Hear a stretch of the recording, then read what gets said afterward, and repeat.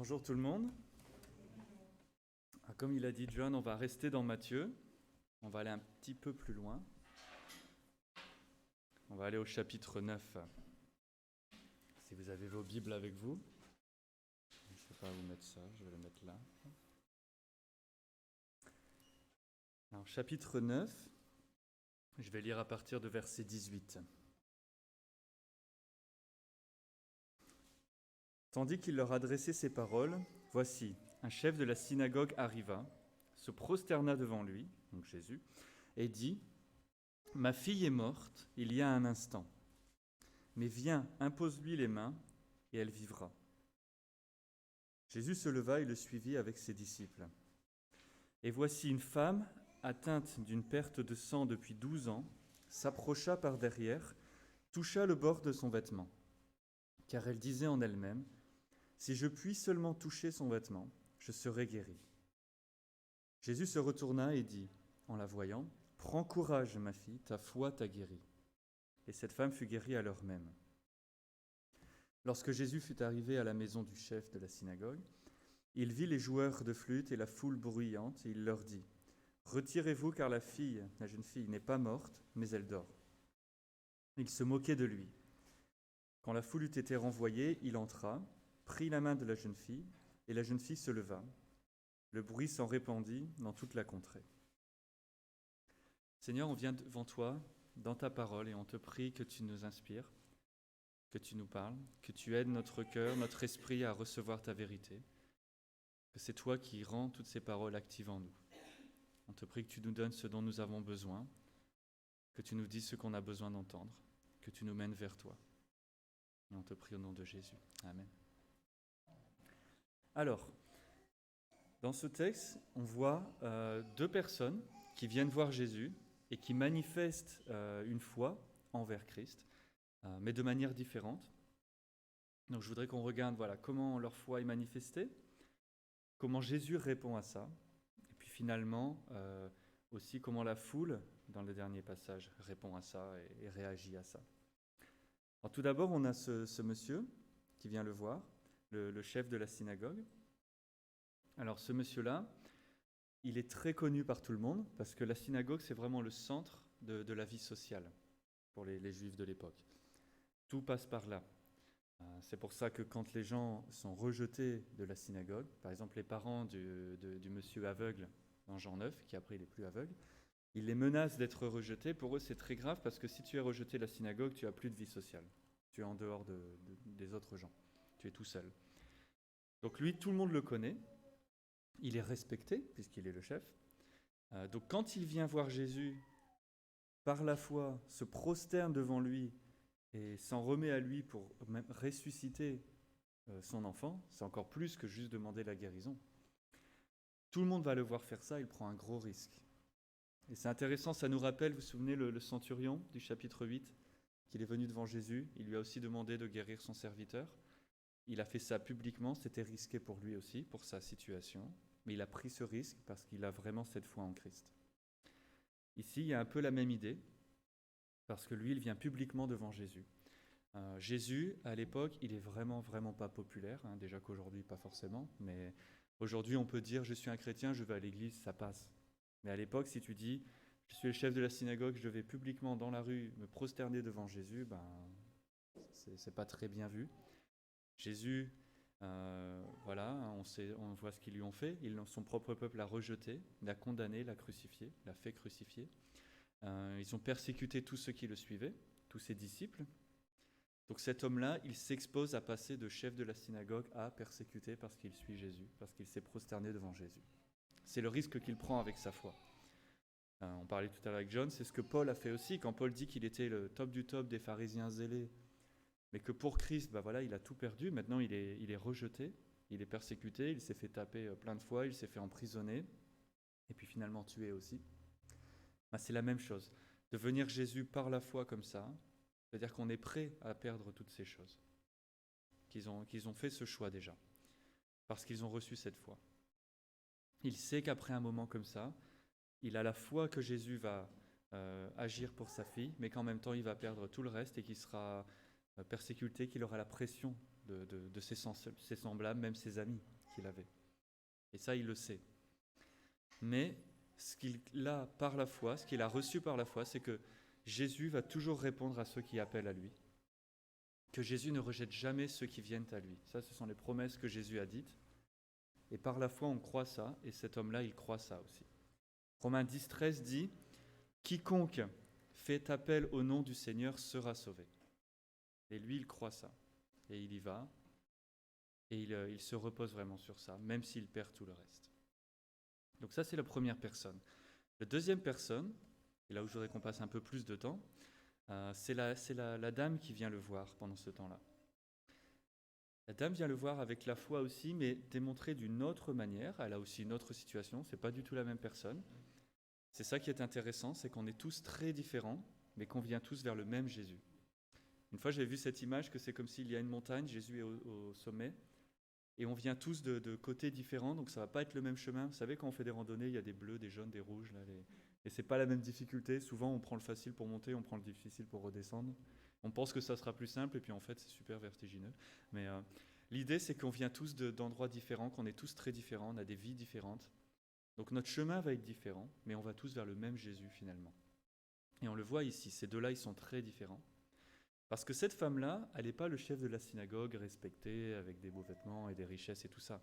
Cette femme-là, ça fait 12 ans qu'elle est malade. Et puisque sa maladie, c'est qu'elle saigne constamment, ça la rend impure cérémoniellement. Elle ne peut pas aller à la synagogue. Donc sûrement, le chef de la synagogue, il ne la connaît pas beaucoup. Elle ne peut pas même se mélanger avec les autres parce que s'ils la touchent de trop près, eux aussi seront impurs. Ils vont devoir aller faire des rituels, des lavements, des choses comme ça. Ça va être très compliqué pour eux. Donc ça fait qu'elle est séparée de la vie religieuse, elle est séparée de la vie sociale, donc en fait elle est toute seule. Elle est toute seule et elle souffre toute seule. Parce qu'elle n'est pas capable d'aller même près de Dieu, elle n'est pas capable d'aller dans la synagogue, elle ne peut pas aller prier, elle ne peut pas aller louer. Donc même cette foi qu'elle a, elle ne peut pas aller vraiment l'exprimer comme les autres, parce qu'elle est interdite là à cause de la loi. Donc sa vie à elle, elle est très différente de celle du premier monsieur qu'on a vu. Même quelqu'un qui est très pieux, très saint, très zélé, qu'il est très gentil, qu'il aime les gens, peut-être que c'est le cas de ce monsieur qu'on a vu avant, il ne peut rien faire pour elle. S'il vient la voir et qu'il la touche ou quoi que ce soit, lui aussi sera déclaré impur. Personne ne peut rien faire pour elle. Et sûrement, elle a tout essayé. Vous imaginez 12 ans avec le même problème ? Vous avez le temps d'explorer les options et de voir ce que vous pouvez faire. Dans Marc, chapitre 5, ou Luc 8, on nous dit même qu'elle est allée voir tous les médecins, mais qu'il n'y en a aucun qui n'a rien pu faire pour elle. Ils ne le disent pas de la même manière, parce que Luc, c'est un médecin, donc il va le dire d'une manière plus douce que Marc, pour excuser un petit peu ses collègues, mais elle a sûrement tout essayé, elle a été voir tous les médecins, elle a sûrement mis l'argent qu'elle avait là-dedans, et rien n'a fonctionné. Parfois, c'est comme ça. Souvent même, Dieu nous met dans des situations où on va tester des options, ça ne marche pas, on n'a plus rien, qu'est-ce qu'on fait ? Il ne nous reste que prier et attendre que Dieu fasse quelque chose, ou lui demander sa force pour qu'on puisse rester dans cette situation puisque c'est sa volonté, mais qu'il va nous donner la force, parce que tout est sous son contrôle. Et Dieu l'a organisé les choses pour qu'elle ait l'espoir que en lui, parce qu'elle ne trouve rien d'autre, il n'y a rien d'autre. Et que quand Jésus vient, avec sa foi qu'elle a reçue, elle a compris. C'est lui qui est son espoir. Et c'est vers lui qu'elle va aller, avec une assurance complète qu'elle dit, même si je touche son vêtement, ça suffit. Quand elle voit Jésus, elle a compris que ça y est, que c'est arrivé maintenant. Dans le livre des Lamentations, chapitre 3, Jérémie dit « Mes yeux fondaient en larmes sans repos, sans cesse, jusqu'à ce que Yahweh regarde et voit depuis les cieux. » Il voit le peuple commencer à être exilé, Jérusalem est détruite et tout le monde vole les choses, les gens se font tuer. Et il dit, je suis en larmes constamment, il n'y a rien qui puisse faire pour empêcher ça. Même l'armée, ça y est, il n'y a plus d'armée, il n'y a plus rien. Il dit jusqu'à ce que Dieu regarde depuis les cieux. Et signifie qu'à ce moment-là, il y a quelque chose qui change. Et Dieu le conforte. Donc elle était dans la situation très difficile, mais elle gardait cette foi en Dieu jusqu'à ce qu'elle voie Jésus. Et c'est comme Dieu regarde des cieux, mais là, il est descendu des cieux, il est là avec elle. Et là, elle a son espoir. Et vous remarquerez que même si elle a passé 12 ans à souffrir, à être ostracisée comme ça, mise à l'écart, elle n'est pas fâchée contre Dieu. Elle attend de Dieu. Et quand elle le voit, elle va vers lui tout de suite. Et elle sera récompensée pour cette foi. D'avoir attendu pendant si longtemps et d'être venue vers lui dès qu'il était là. Et ça nous en dit long sur comment nous, on réagit des choses comme ça. Quand nous, on est malade longtemps, on a des difficultés longtemps, on passe longtemps à chercher du travail et on ne le trouve pas, ou je ne sais pas encore quelle autre situation. Est-ce qu'on continue d'attendre par la foi et de demander à Dieu la force et de rester près de lui, en sachant que d'une manière ou d'une autre, il va répondre à ça, ou de toute façon, il est avec nous tout le temps? Comment est-ce que ça affecte notre relation à Dieu, notre amour pour le Seigneur, de souffrir longtemps comme ça et de ne pas avoir une solution? Que ça ne soit pas tout de suite, parce que nous, on aime bien tout de suite. On aime bien, on a un problème, on prie et on a une solution. Parfois, c'est comme ça, hein. C'est bien. Mais parfois, Dieu il dit, non, en fait, j'ai besoin que tu passes un peu de temps comme ça, parce que c'est mieux pour toi, comme il a dit à Paul. Comment est-ce qu'on répond? Est-ce qu'on répond avec de la confiance, de la foi et de la patience en Dieu, comme ça, comme cette dame-là? Et donc elle dit, voilà, si je peux toucher son vêtement, je serai guéri de ce qui m'arrive. Alors on peut se demander pourquoi est-ce qu'elle le prend comme ça, pourquoi est-ce qu'elle ne demande pas comme tous les autres. Les autres sont venus, ils ont demandé et ça marchait aussi. Mais encore une fois, tout le monde est différent. Tout le monde vient de situations différentes. Tout le monde a un niveau de compréhension des choses différentes aussi. Quand Paul demande d'être patient les uns avec les autres, c'est aussi parce qu'on n'est pas tous compris les mêmes choses tout le temps et qu'il faut qu'on s'accompagne les uns les autres. Elle n'est pas la seule à faire ça. Dans Matthieu 14, il y a d'autres gens qui font la même chose. Une des raisons, c'est probablement à cause du livre des Nombres, dans le chapitre 15, qui nous dit que les prêtres portaient des vêtements avec des choses spéciales cousues sur les côtés, qui étaient plus ou moins longues, qui représentaient plusieurs choses. Parfois un rappel de la loi de Dieu, un rappel qu'il voulait obéir à la loi de Dieu, parfois peut-être, et c'est mieux, un rappel de notre incapacité vraiment d'y obéir. C'est quand même un peu plus légitime. Souvent, c'était juste un symbole de certaines personnes, comme des prêtres, des pharisiens ou les autres, de fidélité à la loi de Dieu. En gros, un signe de piété extérieure. C'est pour ça que Jésus leur dit, vous avez beaucoup de signes extérieurs. Il parle souvent de ces choses-là, mais à l'intérieur, c'est pas toujours, voilà. Donc elle a associé ce signe, elle s'est dit, si je touche son vêtement, parce qu'elle reconnaît que lui, il est vraiment obéissant à la loi de Dieu, que lui, il est Jésus, il a la vie parfaite. Donc c'est un symbole, c'est juste un symbole pour elle. Lui, il peut faire quelque chose pour moi, et ça, c'est ce qui le symbolise, alors je vais toucher comme un symbole aussi. Donc c'est dans sa compréhension à elle des choses. Parce que rien dans le texte ne dit qu'elle est guérie quand elle a touché son vêtement. Le texte dit qu'elle est guérie quand Jésus lui parle. Elle est guérie quand Jésus l'a guérie, vraiment, c'est lui qui le fait. Elle peut toucher ce qu'elle veut, ça ne sert à rien. C'est un symbole, c'est pour elle en plus. C'est personnel, nous aussi on a des symboles personnels, des choses qu'on fait, mais c'est juste pour nous. Ce qui agit vraiment, ce qui l'a guérie, c'est Jésus. Ce n'est pas ce qu'elle a fait elle. On est guéri quand Dieu décide de nous guérir. Et c'est lui qui le fait. Spurgeon disait que ce n'est pas la manière dont on s'accroche à Christ qui nous sauve, c'est lui qui nous sauve. C'est seulement lui. Et il faut se rappeler ça. Parce que même quand Jésus lui dit « ta foi t'a sauvé », ce n'est pas la manière dont elle l'a exercé qui l'a sauvé. C'est la foi qu'elle a reçue, c'est l'objet de sa foi qui l'a sauvé, c'est-à-dire Jésus l'a sauvé. Jésus l'a guéri. Et ce n'est pas nous, ce n'est pas elle. Nous, on met en action la foi qu'on a reçue. Et c'est Jésus qui sauve, c'est Jésus qui guérit. Mais c'est bien de voir que même si sa foi, elle n'est pas très bien informée, il y a peut-être un peu de superstition dedans, on ne sait pas trop, c'est pas important. Ce qui est important, c'est que sa foi elle est placée dans Christ et que Christ a répondu. Parce qu'il reconnaît que tous ceux qui viennent à lui, c'est le Père qui lui envoie et ceux-là, il les rejette jamais. Peu importe comment il vient. Elle aura le temps après d'apprendre les trucs et de rectifier. C'est ça qui est important. On n'est pas sauvé au moment où on a une théologie incroyable, même si c'est mieux de toujours apprendre et d'avoir une meilleure théologie, parce que ça veut seulement dire une meilleure compréhension de Dieu, de ce qu'il fait, de nous-mêmes. Et ça, c'est bien, on a besoin de ça. Mais ce n'est pas ça qui nous sauve. Le voleur qui était sur la croix à côté de Jésus, il n'a pas eu beaucoup le temps d'apprendre la théologie. Mais il a vu Jésus, il a reçu la foi, il l'a exprimé, et Jésus lui a dit « Ce soir, tu es avec moi dans le paradis ». il n'a pas eu beaucoup de temps pour l'école du dimanche et l'étude biblique, tout ça, mais il était sauvé quand même, donc ça c'est un bon signe quand même. Que ce qui est important, c'est la foi placée au bon endroit, dans la bonne personne.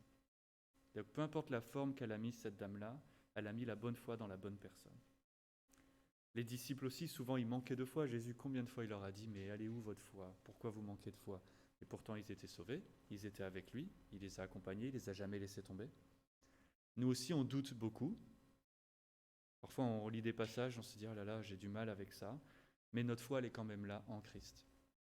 Et on va prendre le temps, et Jésus, qui est le bon berger, va prendre le temps avec nous. Et il ne va jamais nous laisser tomber pour quoi que ce soit, il va toujours nous mener, et il nous promet, à la fin, on sera dans son pâturage avec lui. Même s'il y a des choses qu'on n'a pas compris, même si parfois on a douté, même si parfois on s'est un peu égaré, il va nous ramener, il va nous mener de toute façon. Donc la foi, c'est vraiment ça. C'est pas de penser que c'est comme là et de dire si je fais ça, alors du coup Dieu fera ça, mais sinon il fera pas, c'est à moi de faire quelque chose. Non, la foi, c'est je viens humblement et je supplie Dieu d'avoir pitié de moi, de me sauver, de me faire du bien, d'être là pour moi. Et je crois que parce qu'il a déjà tout accompli, il va faire ça.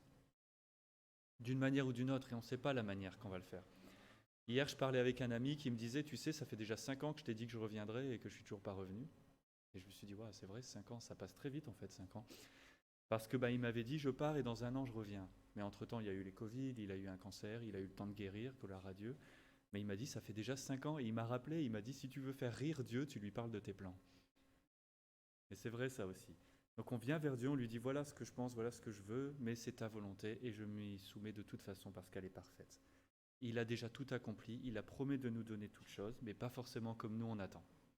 Et ça c'est important aussi. Sinon on va se créer juste des frustrations sur nous-mêmes et puis on est malheureux à cause de nous-mêmes. Donc ici on a vraiment 2 miracles que Jésus fait, guérison et résurrection, c'est quand même des grosses choses, qui sont des réponses à la foi que ces gens-là ont reçues et exprimées. C'est vraiment par la grâce de Dieu, parce que, encore une fois, c'est pas parce qu'ils expriment quoi que ce soit que Jésus doit faire quelque chose. Jésus pourrait leur dire qu'ils sont sauvés, ils sont avec lui, mais la situation doit rester comme ça. Parfois, c'est comme ça. Pour Paul, c'était comme ça. Quand il a eu son épine, Dieu lui a dit « Bah oui, je comprends, mais dans ma volonté, c'est mieux que tu gardes ça. » Timothée, il a sûrement beaucoup prié, parce qu'on sait que Timothée était malade. Paul lui dit de boire un peu de vin parce qu'il est malade. Il était malade, c'est comme ça. Il a sûrement prié aussi pour être guéri. Paul exprime qu'ils ont prié pour d'autres de ses collègues, mais c'est comme ça. Mais ce qui est important, c'est de voir que par la grâce de Dieu, parfois il va l'accorder, parfois pas, parce que sa volonté, elle est parfaite et elle inclut des choses dedans. Mais c'est la grâce de Dieu ici de répondre à leurs requêtes. Ils savent qu'ils sont des pécheurs, ils ne méritent rien du tout, donc s'ils reçoivent quoi que ce soit, c'est la grâce de Dieu. C'est un cadeau qu'on ne mérite pas. Et ça, c'est important. Ce qui est vraiment important, c'est que Jésus nous sauve de notre péché, des conséquences de notre péché. Ça, c'est sûr. Il le fait pour tous ceux qui viennent à lui. Après, ce qu'il nous donne dans cette vie ou pas, c'est sa volonté et on s'y soumet par la foi. Et ça, c'est important aussi. De voir ce qui est vraiment primordial, c'est notre salut. Le reste, les conditions de notre vie, Dieu est souverain dessus, il sait ce qu'il fait et il est avec nous. La Bible nous dit le juste vivra par la foi seul, par la confiance en Dieu, que tout ce qu'il fait est bon, tout ce qu'il fait est parfait. Et nous, on prie que sa volonté soit faite et qu'il nous aide à s'aligner dans sa volonté. Et ça vient de lui, tout vient de lui, pas de nous. Encore une fois, elle n'est pas sauvée parce qu'elle est venue attraper le vêtement. Elle est sauvée parce que Jésus a décidé de la sauver et de la guérir. On n'est pas sauvé parce qu'on est venu vers Christ, vraiment. Parce que personne ne cherche Dieu, déjà, la parole est claire. On est sauvé parce que lui, il est venu nous chercher. Parce que lui, il est venu donner la foi. Nous donner des yeux pour voir qui il est, voir notre péché et aller vers lui. Nous donner la force d'aller vers lui. Parce qu'il est venu nous chercher quand on était perdus. Et la Bible dit, vous étiez morts dans votre péché, mais on a reçu la vie. C'est lui qui a fait ça. Il nous accorde de nous repentir et de croire. Il est l'auteur de notre foi. Il est celui qui mène notre foi à la perfection. C'est son œuvre, on est son ouvrage. Il crée en nous le vouloir et le faire. Et il faut qu'on reconnaisse ça, que tout vient de lui. Sinon, notre louange, notre reconnaissance, elle n'est pas complète. Si on pense que nous, on a fait quelque chose, on est en train de voler un petit quelque chose que Dieu a fait et de se l'attribuer. Et il faut qu'on lui rende toute la gloire, toute l'honneur. C'est lui qui a tout fait. La deuxième chose qui est importante ici, c'est de voir comment Jésus est le seul qui peut sauver. Il est le seul qui peut guérir aussi, simplement parce qu'il est le seul qui est saint. Ici, on voit dans ce contexte aussi comment Jésus peut guérir, comment Jésus peut sauver. Personne d'autre ne peut le faire. Et c'est pour ça que l'exemple de cette dame est très bien. Parce qu'elle a sûrement, on a dit, essayé de voir plein de gens pendant ces 12 ans, mais ça ne marche pas. Et surtout, on a dit, si les gens viennent trop près d'elle, eux aussi, ils vont être impurs. Et c'est ça le problème. Dans Osée, on nous dit que même les offrandes des gens, la louange des gens, elle n'est pas pure, parce qu'ils ont le péché en eux qui souille tout. Ils ont besoin de Dieu pour nettoyer leur cœur et purifier ce qu'ils apportent. Eux, ils ne peuvent pas le faire. On ne peut pas apporter quelque chose de pur, il faut que Dieu le purifie. Il faut y penser la manière dont c'est transmissible, comme c'est contagieux. Le péché, c'est vraiment très, très, très, très, très contagieux. Et malheureusement, la sainteté, ça ne l'est pas. Si vous prenez votre boisson préférée, pensez tous à votre boisson préférée, peu importe ce que c'est, on ne vous juge pas, vous buvez ce que vous voulez. Pensez votre boisson préférée et je mets une toute petite goutte de poison dedans. Il ne faut plus le toucher, plus du tout. Par contre, l'inverse, ça ne marche pas non plus. Si on prend du poison et que vous mettez autant que vous voulez de votre boisson préférée dedans, ça ne reste pas bon. C'est la même chose ici. Si on met un tout petit peu de péché dans quelque chose, c'est fini. C'est pour ça que la Bible dit que nous sommes complètement pécheurs et qu'on a vraiment besoin de Dieu, parce qu'on n'a pas juste un petit peu de péché quelque part, on est complètement contaminé. Par contre, la sainteté, ça ne marche pas comme ça. On ne peut pas faire quelque chose bien ou avoir quelque chose bien et que ça va tout enlever. Non, on a besoin que Jésus vienne et qu'il nettoie complètement, parce qu'il n'y a que lui qui peut faire ça. Personne d'autre ne peut le faire. Les prêtres de l'époque, ils faisaient une offrande, voilà, ton péché, il est expié pour ça, mais ça va revenir, il faudra recommencer. Mais Jésus, lui, son sacrifice, il a lavé pour toujours, pardonné pour toujours tous les péchés de son peuple pour toujours. C'est ça que la différence. Il n'y a que Jésus qui peut faire ça. Il n'y a que le sang de Jésus qui lave le péché. Elle aurait pu aller voir le mec le plus pieux de l'époque, il ne peut pas nettoyer son péché. Mais si elle va voir Jésus, il peut le faire en un instant et il le fait. Le sang de Jésus, c'est la seule chose qui peut nettoyer les robes des pécheurs et les rendre toutes blanches, comme on lit dans l'Apocalypse. Je ne sais pas si vous avez déjà pensé à ça quand on lit l'Apocalypse 7 ou 19, quand on voit la foule autour du trône de Dieu, dans sa présence, avec des robes blanches. Moi, ça ne me rend pas incroyablement content de porter une robe, mais là, ce qui est important, c'est que ça veut dire qu'on sera complètement purifié. Et pensez à vous-même pendant un petit instant, parce que vous connaissez votre péché mieux que quiconque. Vous vous imaginez, vous, dans cette foule complètement purifiée, sans aucune trace de péché en vous. Moi, à chaque fois que je lis ces passages, je me dis, ouais, Dieu, tu es fort, parce que faire ça avec moi, c'est incroyable. Mais il va le faire pour tout son peuple. Et ce sera complètement fait. On aura des robes blanches comme lui à la transfiguration, si vous vous souvenez. Dans Marc, il dit que son vêtement, il était tellement blanc qu'aucun blanchisseur peut le blanchir comme ça. Pour représenter ça, qu'il est tellement pur, il n'y a tellement pas de péché parce qu'il est vraiment saint, et il promet de nous rendre nous comme ça. Et il est le seul qui peut faire ça. Et toute la gloire lui revient encore. Il est le seul à être puissant pour retirer tous les péchés de tout son peuple. Donc la sainteté, on peut la transmettre, mais en fait seulement Jésus peut le faire. On peut aller voir qui d'autre, ça ne marchera pas. Et Jésus l'a prouvé plein de fois, déjà ici, parce qu'elle vient le voir lui, elle touche son vêtement, et Jésus n'est pas impur. C'est elle qui est pure maintenant. Il l'a fait avec les lépreux aussi, c'est quand même un peu extrême des lépreux. Le lépreux, il passe près de toi, ça y est, tu l'as attrapé le truc, quoi. Tu ne peux pas le guérir. En tout cas, à l'époque, ça ne se guérissait pas du tout. C'est pour ça qu'on voit plein de lépreux dans la Bible, ça ne se guérissait pas du tout. Mais Jésus, lui, les a touchés. Déjà, il n'était pas malade, mais surtout, il n'était toujours pas impur. Il pouvait toujours aller dans le temple s'il voulait. Jésus il passait son temps avec les pécheurs, et ça ne lui a rien fait à sa pureté à lui. Parce qu'il est tellement saint que c'est lui qui transmet ça aux autres. Et il a sauvé les pécheurs avec qui il a passé du temps. Les pharisiens lui reprochaient, ils lui disaient « Oh là là, mais tu fais n'importe quoi, tu passes ton temps avec des gens très impurs là. » Mais Jésus essaie de leur faire comprendre « Mais ils ne sont pas plus impurs que toi en fait. » Et lui, par contre, il est saint. Donc Jésus nous purifie, il nous nettoie, il nous rend capables d'aller dans la présence du Père et de survivre, parce qu'on est caché en lui et que lui, il est saint. Il nous déclare saints quand il nous justifie, et il nous rend saints. Et le jour où il reviendra, on sera complètement saints avec lui. Et c'est seulement lui qui fait ça. Et c'est important de voir la manière dont cette dame est venue vers Jésus. Parce que je pense qu'elle est vraiment venue de la bonne manière, là où les gens religieux de l'époque n'auraient pas fait comme ça, sauf quelques exceptions.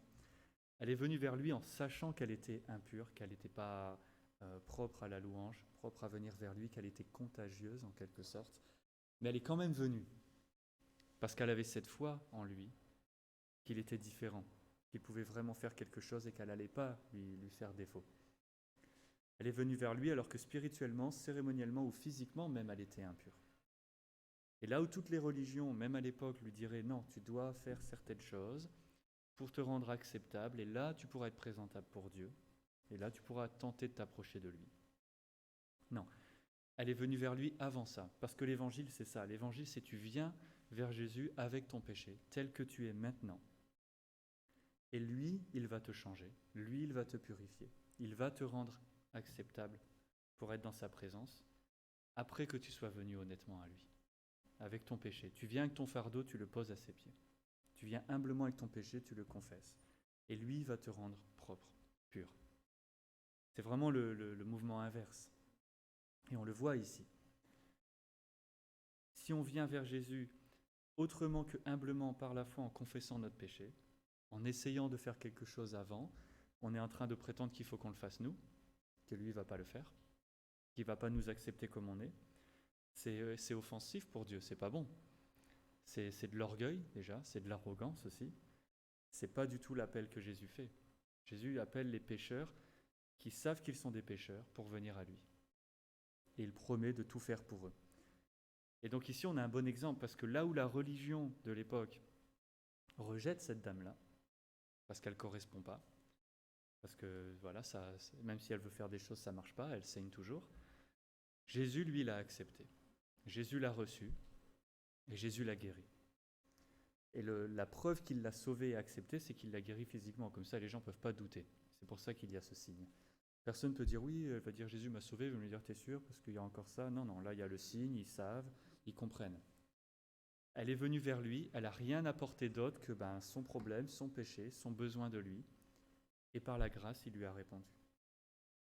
Et il faut bien qu'on se rende compte de ça encore, que si ce n'est pas par la grâce, on n'aurait rien du tout.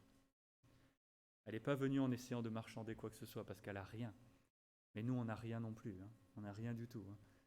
Si on arrête d'être orgueilleux un instant, on ne peut pas venir comme le pharisien de Luc 18, dire « moi je fais ça, je donne la dîme, je prie tout le temps ». Ça ne sert à rien. Jésus, il dit « celui qui entre dans le royaume, c'est l'autre à côté, celui qui dit « aie pitié de moi parce que je suis un pécheur ». C'est celui-là qui est dans le royaume. Et c'est important qu'on ait ces deux exemples aussi, parce qu'ils sont très différents encore une fois, et que sûrement que les gens auraient pu comprendre que Jésus se lève et suive le premier, parce qu'il est le chef de la synagogue, il prie, il fait les choses bien, il est acceptable religieusement. Mais la deuxième, c'est plus difficile à comprendre. Et pourtant, Jésus il a répondu la requête des deux, prouvant que Dieu ne regarde pas qui vient vers lui, il regarde vraiment si tu viens vers lui. Il s'en fiche si tu étais élevé dans l'église et que tu as toujours fait les choses bien, tu dois être sauvé aussi. Et si tu es complètement ostracisé parce que tu es tellement un pécheur et que c'est visible, tu viens vers lui, tu es sauvé aussi. Et Jésus répond aux deux de la même manière. Encore une fois, quiconque fait appel au nom du Seigneur sera sauvé. Peu importe comment ils ont grandi, peu importe comment ils vivent, peu importe comment ils sont acceptés dans la société, peu importe leurs problèmes, si les deux viennent vers Jésus, le même Jésus les sauve de la même manière. Et ça, c'est important de se le rappeler. Et troisièmement, c'est la réponse des gens. Parce qu'après qu'il s'est occupé de la dame, Jésus donc arrive à la maison du chef de la synagogue. Et là, il y a les gens qui jouent de la flûte et qui font du bruit. Alors en fait, ce sont des gens qu'on a engagés, ou qui se portaient volontaires, pour aider les gens dans leur... dans leur deuil, merci. Voilà, parce que c'était la culture comme ça. Quand il y avait le deuil, il y avait des gens qui venaient, qui pleuraient fort, qui faisaient avec la flûte les musiques spéciales pour les deuils, pour les enterrements, des choses comme ça. Donc ils sont en train de faire tout ça, de pleurer avec ceux qui pleurent. Donc ça, c'est pas mauvais. Hein.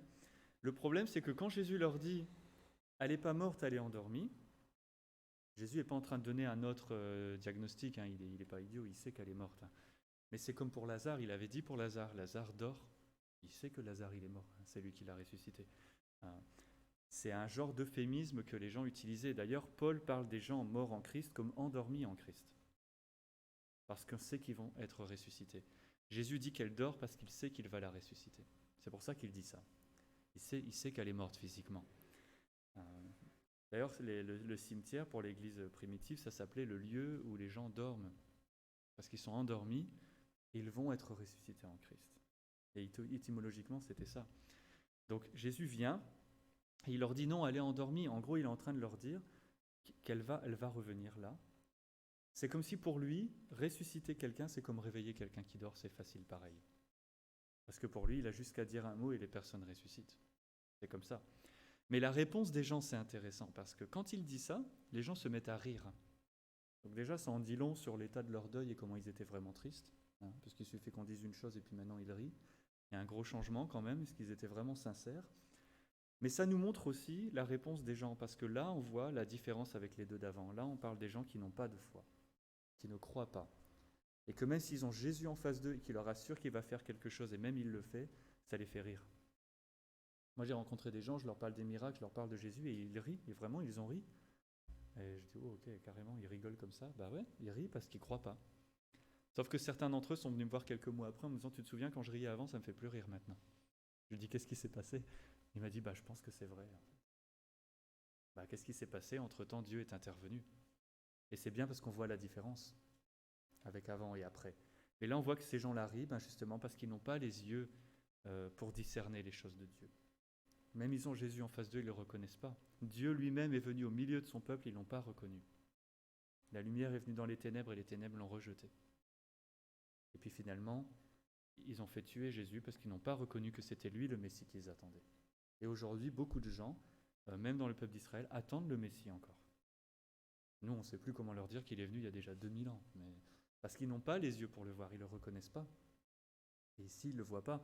Et encore une fois, ça demande l'œuvre de Dieu, que Dieu agisse pour que les gens le reconnaissent par la foi. Parce qu'ici, on voit bien qu'il y en a 2 qui l'ont reconnu par la foi et qui sont venus vers lui, et les autres que ça fait rire et qui ne viennent pas vers lui.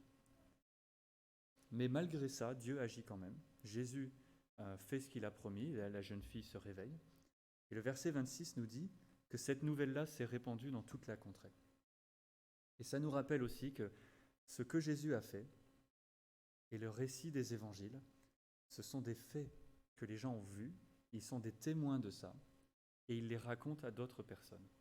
Et finalement, ça a été mis par écrit pour que ça puisse continuer à être raconté, parce qu'une fois que les gens sont morts, qu'est-ce qu'on va faire? Mais c'est pas juste des histoires qui sont tombées on ne sait où, et que des genres de légendes, et qu'on se les raconte, et tout ça. Si vous étudiez d'autres religions, c'est intéressant de voir, par exemple dans l'hindouisme, des choses comme ça, ils ont plein d'histoires incroyables, c'est vraiment complètement fou. Et à chaque fois, je leur demande, mais ça sort d'où cette histoire-là? Et ils ne savent même pas, c'est une histoire, c'est comme ça, c'est écrit, on ne sait pas. Ce n'est pas des récits avec des témoins comme à l'époque où Luc donne des noms, on peut aller les voir, on peut les questionner. Ce n'est pas du tout la même chose. Il te raconte l'histoire de, j'oublie les noms, que des gens, il perd la tête de son fils, il met une tête d'éléphant à la place, et ça passe, et tu dis, c'est vraiment bizarre. Personne n'a vu ça. Mais ça, Jésus qui est venu et qui a ressuscité cet enfant, tout le monde l'a vu. Et les gens ont raconté ça, parce que quand tu vois quelque chose comme ça, tu le racontes. Mais ça n'empêche pas qu'il y en a toujours qui vont douter, qui ne vont pas le croire.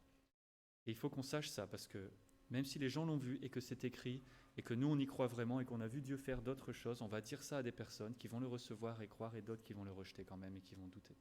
Et il y aura toujours les 2 personnes. Jésus a fait beaucoup de signes au milieu de ces gens, et pourtant ils l'ont rejeté.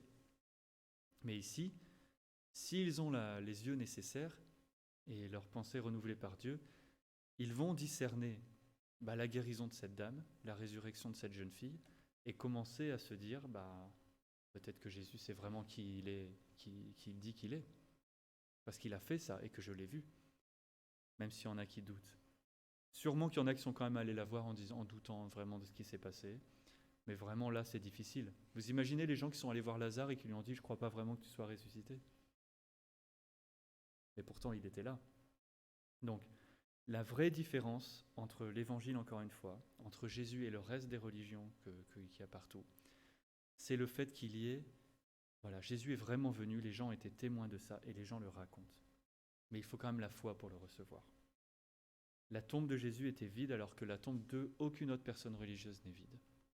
Et il y a eu des témoins de ça aussi. Il y a eu beaucoup de témoins de sa résurrection. L'évangile, ce sont des faits qui nous sont racontés. Mais il faut la foi pour les recevoir. Et la foi, c'est vraiment ce moment-là où c'est un moment très précis, même si on ne s'en souvient pas toujours exactement, où Dieu a tout changé. Où on s'est dit, en fait, ça me faisait rire avant, ou je doutais, ou ça ne m'intéressait pas du tout, mais là du plus profond de moi, je crois que c'est vrai. Et si on croit ça, on va venir vers Jésus, comme ils ont fait ces deux-là.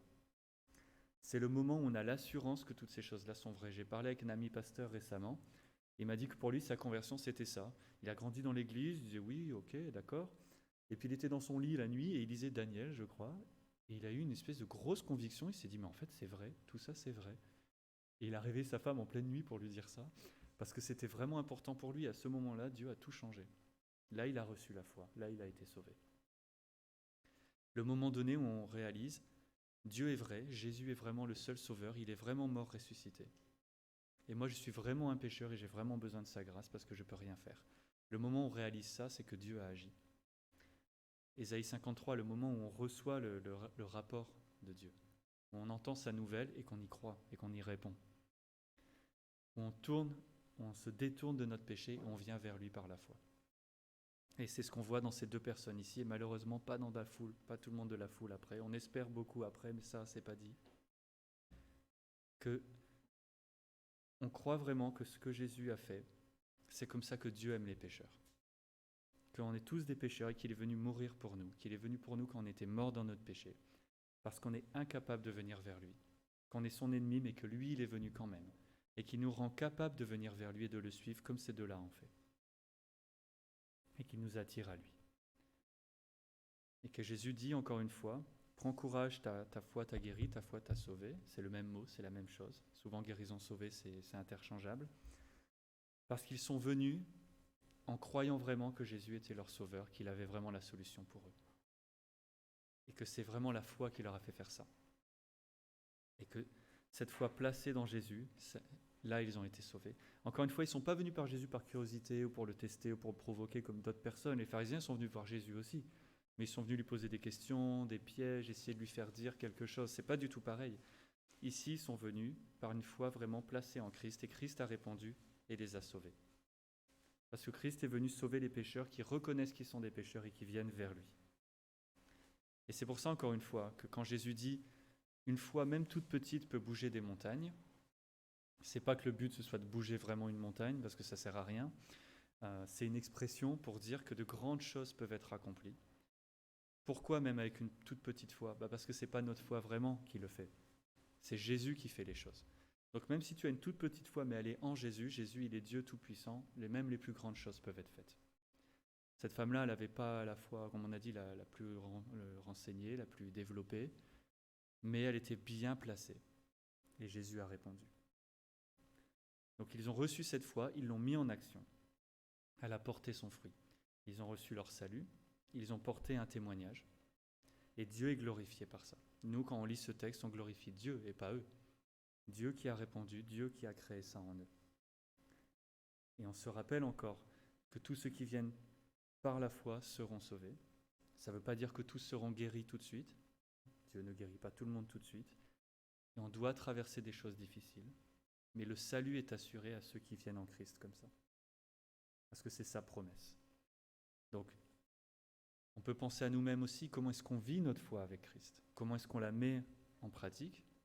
Comment est-ce qu'on la vit vraiment ? Est-ce qu'on vient à Jésus avec la foi seule ? Ou est-ce que parfois on essaie d'apporter quelque chose d'autre ? Et c'est ça le problème. Si on essaie d'apporter quelque chose d'autre, c'est pas bon. Il faut qu'on ait la foi seule dans ce qu'il dit, dans ce qu'il a fait, dans ce qu'il promet de faire, et c'est tout. Est-ce qu'on vient seulement avec notre repentance et notre confiance en lui, et on croit que ça suffit ? Et on reconnaît que tout ça, ce sont ses dons à lui, donc c'est bon, ça vient de lui. Et est-ce qu'on reçoit aussi les circonstances de notre vie ? Alors, on vient vers Christ, on lui demande d'être sauvé, il nous sauve, on lui demande d'être guéri, ok, non, on l'est pas, et si on ne l'est pas, est-ce qu'on se dit, ta volonté, et je m'y soumets, que c'est très difficile, mais est-ce qu'on travaille pour ça ? Est-ce qu'on reconnaît la volonté souveraine de Dieu qui est parfaite dans notre vie, même si ça ne correspond pas à ce que nous on voudrait. C'est important aussi pour notre marche avec Dieu, pour grandir vraiment avec lui, pour le glorifier complètement.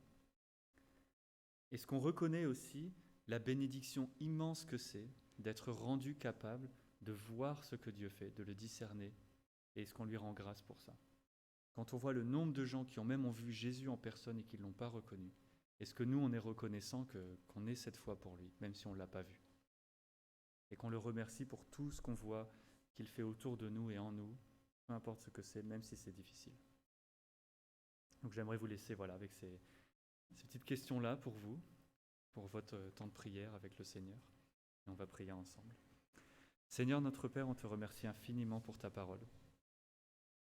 On te remercie parce qu'on voit dans ce passage comment tu es venu sur la terre pour sauver les pécheurs. Et que tu attires tous les pécheurs à toi.